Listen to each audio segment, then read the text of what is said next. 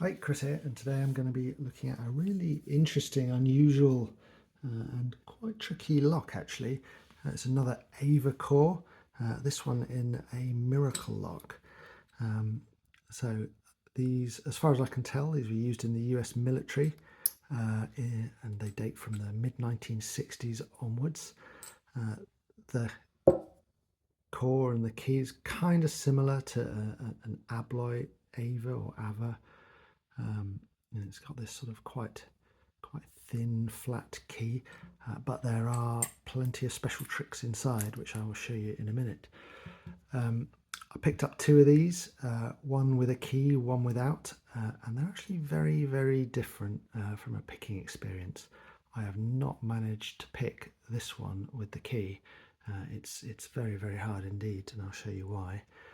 Whereas this one, the keyless one, I have managed to pick.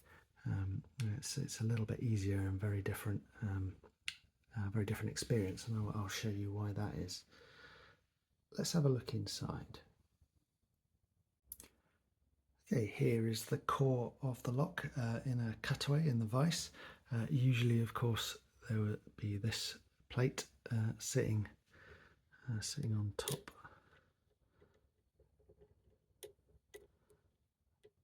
Like that.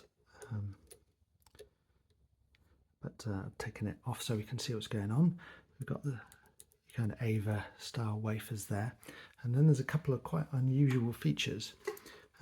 First one is this spring which is wrapped around the top of the core, which recenters the wafers.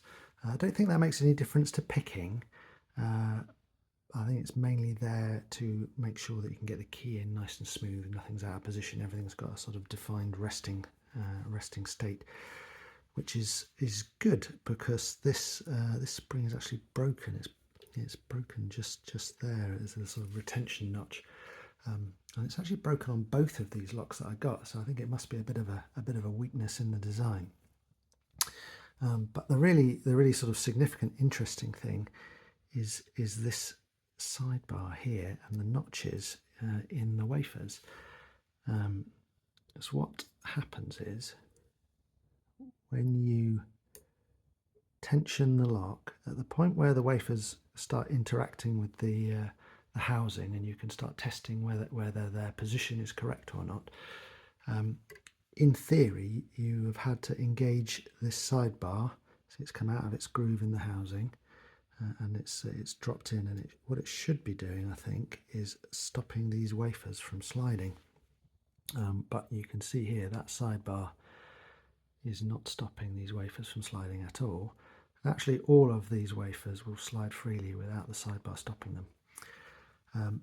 Now, this is the core from the keyless lock. This is the one I've managed to pick.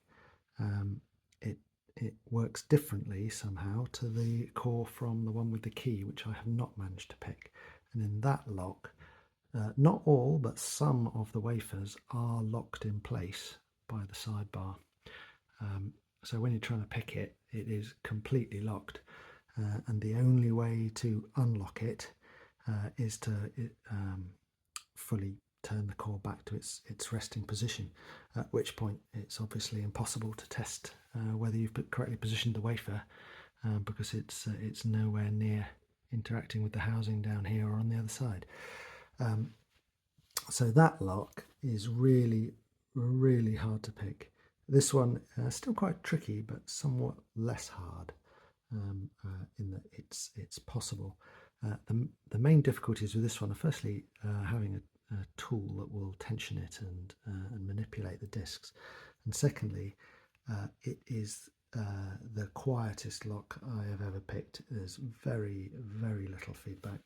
I'm not quite sure why that is. It's not obvious why it wouldn't provide feedback like any other wafer lock, but it doesn't. It's very subtle feedback, which takes a bit of time to develop a pick, actually get things going on. But what you're feeling for is very faint resistance and catching, or lack of resistance as you correctly position the wafer. And of course, as you go through, because there's no spaces or anything between these, you move one wafer and it'll tend to drag the ones around it.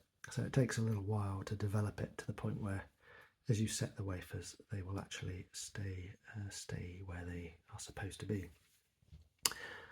The other important thing I should show you while I've got this open is the profile of the wafer.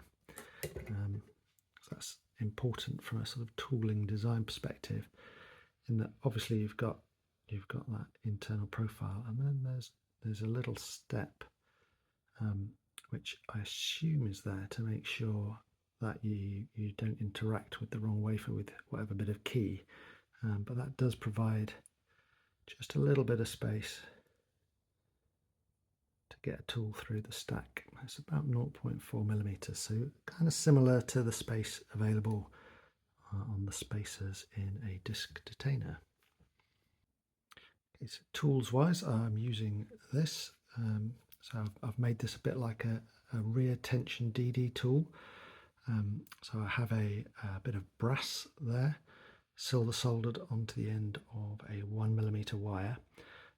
This section at the end just holds the tip central in the lock, and then this bit here, where I've put a bit of shape onto the tip, that positions the last two wafers, which are both one cuts, and not all of these locks have that, but the vast majority seem to have a double one cut at the back. So it's a good bet for approaching one of these locks blind if you need to, like I did, that this will work.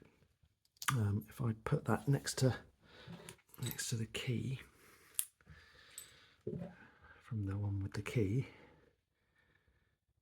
you can see it's basically a copy of that last section of key. There's a sort of notch. There's a notch in there, so it'll fit through the end plate. This is quite thin, quite flexible. The lock seems to like quite a lot of tension, which isn't great for such a thin bit of wire. If you just watch the handle, you can see that as you tension it, it does wind it up really quite a long way, which is not ideal, but just got to live with it. And to manipulate the wafers, I have this little hook device. This is a 1.5 millimeter tube that just fits through the front plate at the point where there's that warding on there, and I've silver soldered a little bit of pick steel onto the end, and that is enough to manipulate the wafers. Okay, one final comment before we get into the picking. These locks are quite old, and I think only recently have been non-destructively opened. It was originally Artichoke 2000 pointed me at these locks as perhaps never having been picked, and he also helped me out with this 3D printed tensioner, obviously the cutaway and some spacers as well, which is really helpful. He has since opened it with a kind of raking approach rather than a picking approach. So this pick might possibly be a public first. Depends whether you count a rake, really. The other thing which is worth noting is I've only picked one of these two, the one that doesn't have the sidebar interaction with the wafers, and I have, despite spending quite a long time on it, I have not been able to open the other one. I think it is a very, very difficult pick indeed. So in terms of how tricky these locks might be, I think it's extremely variable according to the condition of the lock. I suspect the issue is that because the difference from one cut to the next in the wafers is very, very small, they've had to put quite fine serrations on the outside of the wafer for the sidebar, which has driven a fairly small engagement between the sidebar and the wafers. I think just natural component variation within the lock means that some of those locks will bind up completely, some will not bind at all, and some will be partially bound. And the difference between those three in terms of difficulty could be very big indeed. But overall, I think that the one of these which is bound up would be an extremely difficult pick, and I would love to see someone do it. I can't figure out a way of doing it in any sensible way, but that doesn't mean it's impossible. So yeah, it'd be great to see someone give it a shot. Okay, so here is Miracle Ava all locked up. Not got a key, can't show you key working. I've picked this 3 or 4 times now, and it has been quite a long pick every time, so this might take a while. Let's get my apologies in now. So I'll show you the tool. There's my tool. So, all the way to the back. Sneak that in as well. Let's see if we can get some feedback.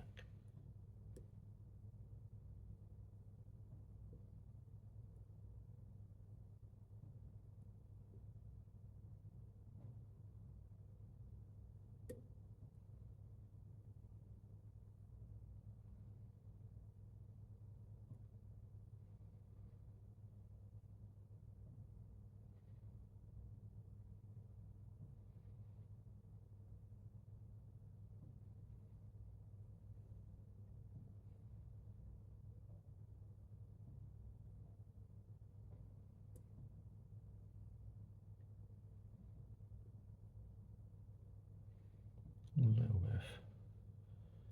bit of a click there. Problem a lot like this is that even if you set something, unless it's a few things set, you can just drag it straight out of the gate again as you move other wafers around.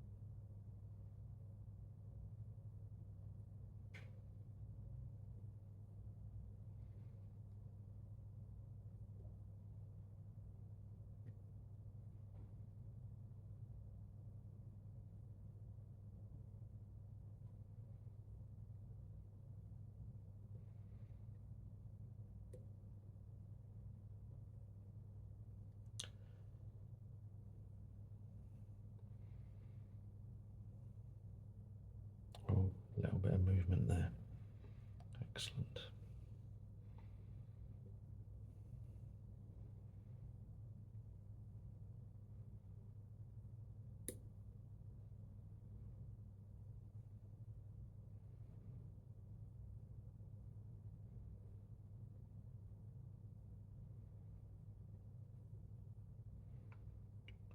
Very muted feedback.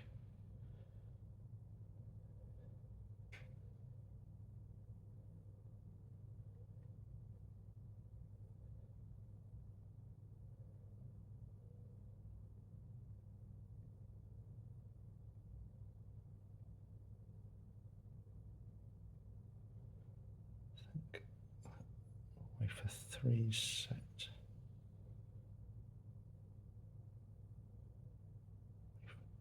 2 might be.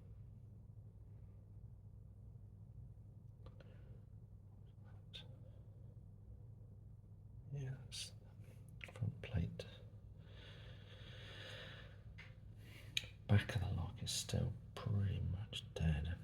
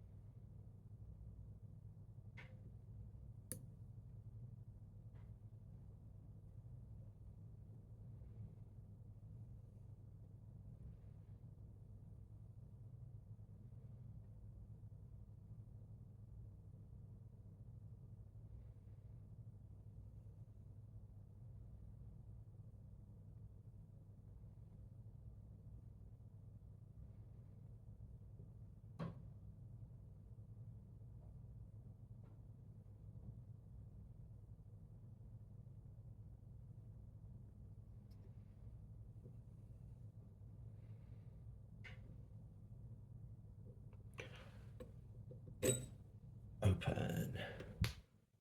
Fantastic. Almost no feedback for the entire peg. Open anyway. Right.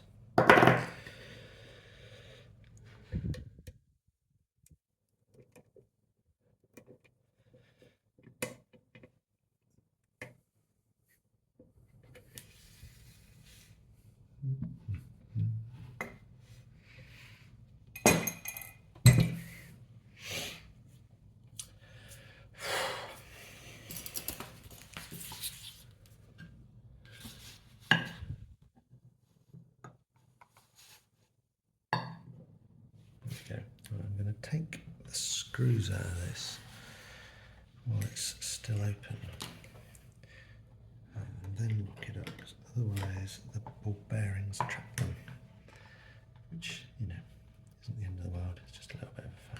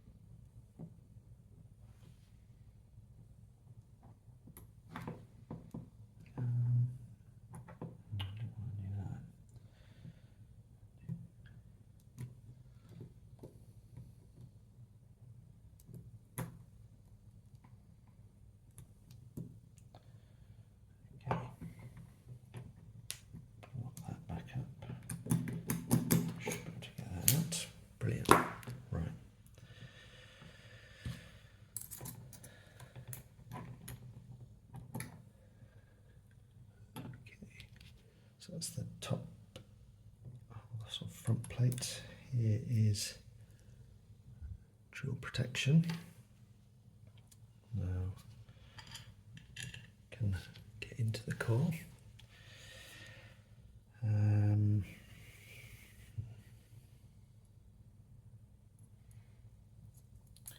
spring is actually broken, so this is in two parts, unfortunately. All of the rest is good though.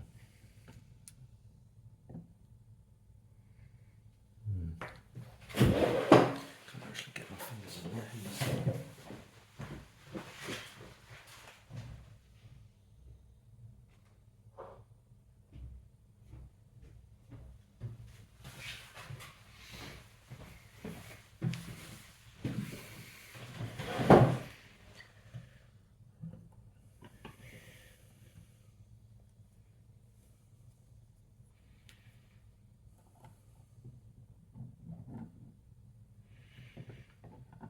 Okay, there's the core.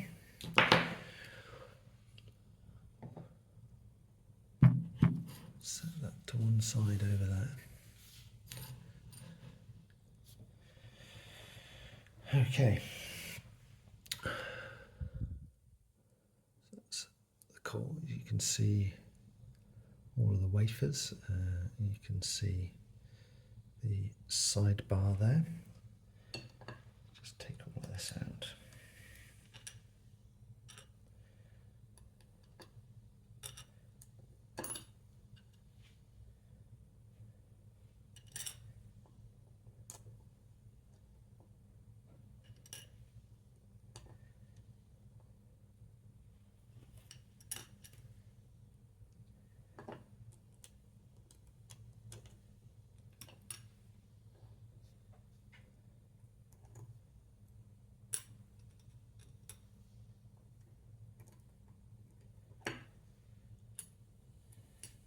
Okay, there's the wafers. Grab the sidebar. Then the core comes in three pieces for some reason. There's a housing, the carrier, and a little bit in the bottom.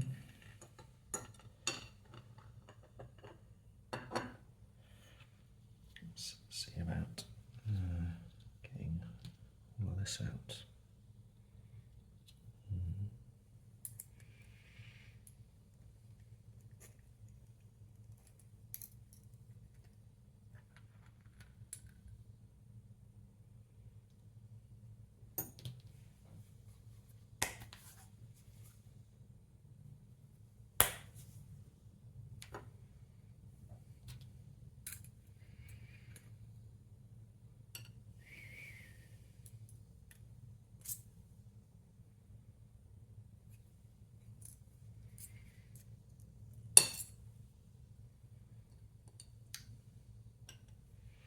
Okay, right. So let's have a look at some of this then.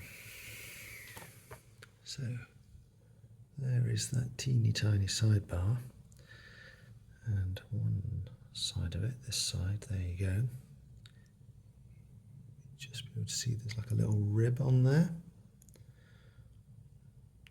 Not sure whether that's going to come out. I think that might be the best angle. And that rib is supposed to interact with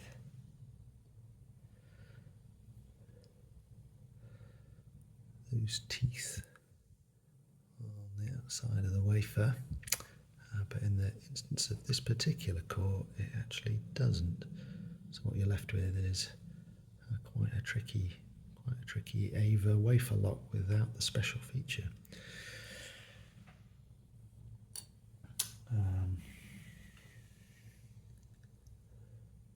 There's sort of core carrier, nothing particularly interesting about it.